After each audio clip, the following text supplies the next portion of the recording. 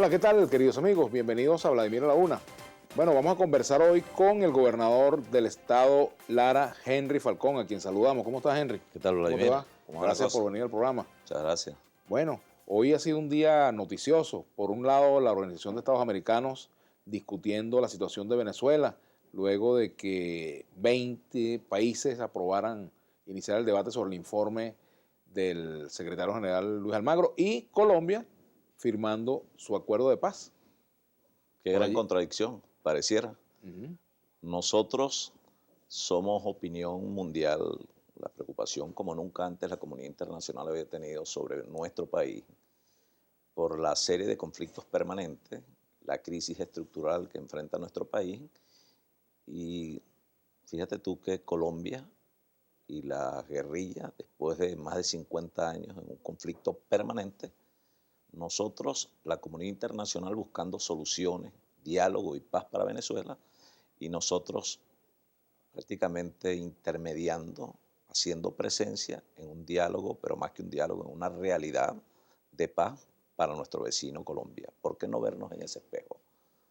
Entonces, no es que esté mal lo que está ocurriendo hoy en la Organización de Estados Americanos, pero la opinión internacional sobre Venezuela fundamentalmente se desarrolla sobre la base de lo negativo, porque simplemente la terquedad del gobierno, la misma postura irracional de confrontación permanente con el contrario, con otras naciones, bueno, nos llevó a todo este enredo que en el marco de los complejos ideológicos del gobierno, bueno, hoy somos la preocupación del planeta. Venezuela y las implicaciones de lo que pudiera ocurrir en Venezuela, las implicaciones de lo que pudiera tener eso también en otros países de la región.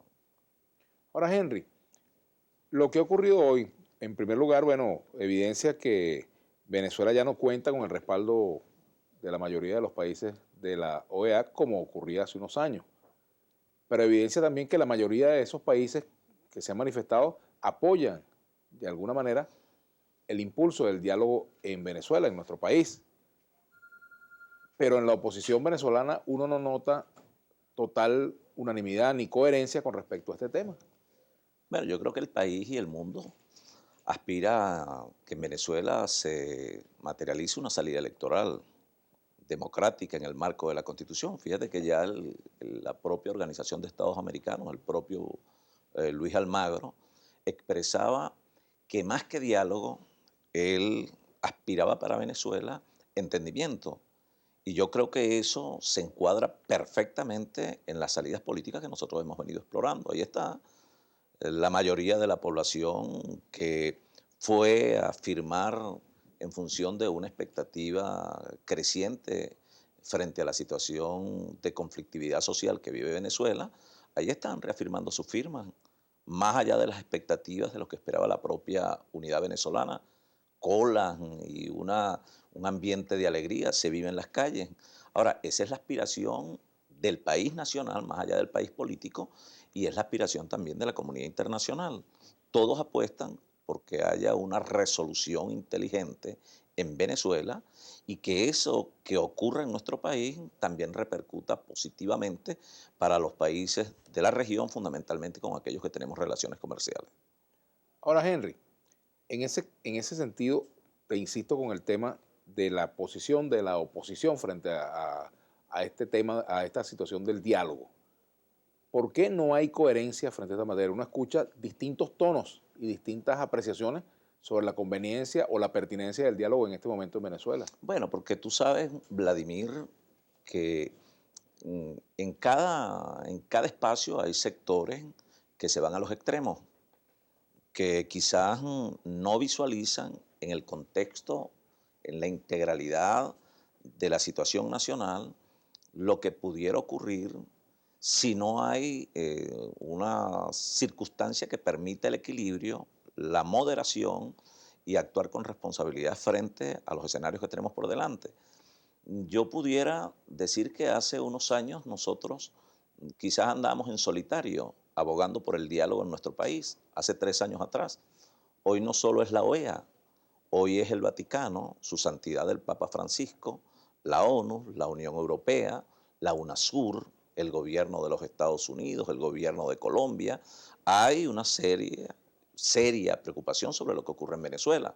Sectores importantes del gobierno han entendido que no hay un camino distinto que el entendimiento. La oposición venezolana, en este caso la Unidad Democrática, nosotros estamos contentos en la necesidad de ir a un encuentro que permita dialogar como el único camino para poder resolver las grandes diferencias que están planteadas en el país. ¿Qué ha ocurrido cuando hay esas iniciativas de diálogo en Venezuela? Que por una parte el gobierno anuncia la posibilidad de encuentro y por otra parte hay ataques desmedidos que inciden en que sectores importantes de la unidad venezolana, de la unidad democrática del país, prácticamente tome distancia de esa iniciativa que otros factores alientan y que el gobierno recoge. El presidente de la República, por ejemplo, recientemente ha hablado de diálogo, pero entonces el presidente quiere un diálogo exclusivo con una persona de la Unidad Democrática, con el presidente de la Asamblea Nacional, y así lo dice, y pareciera un diálogo impuesto.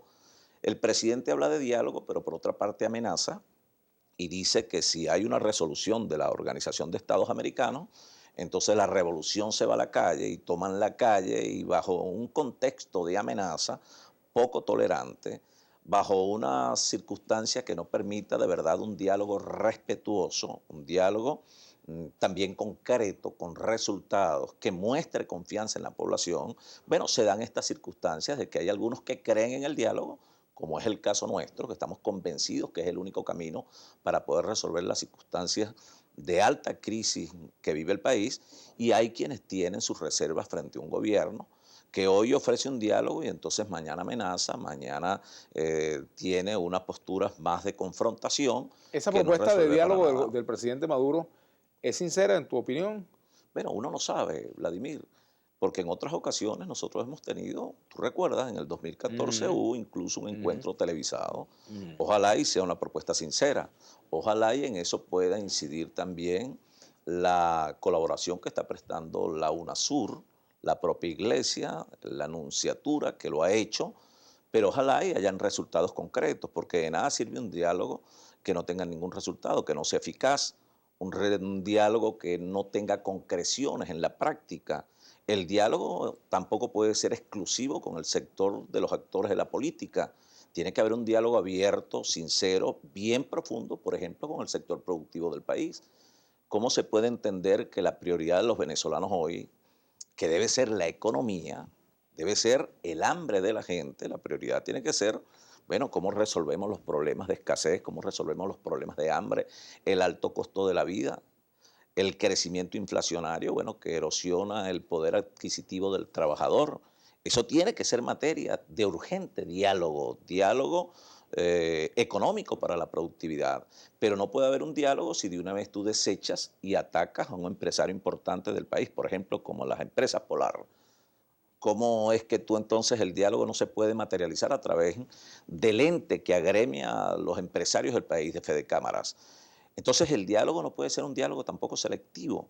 Nosotros aspiramos a un diálogo y el diálogo, bien lo decía Américo Martín en este programa, el diálogo es un instrumento de salvación de los pueblos y así lo entendemos nosotros. Pero Henry, tiene que haber un diálogo más que voluntad, tiene que esa voluntad expresarse en concreciones y actos de buena fe. vamos a hacer una pausa. Ya regresamos con el gobernador del estado Lara, Henry Falcón, además dirigente del Partido Avanzada Progresista, presidente del Partido Avanzada Progresista. Ya venimos.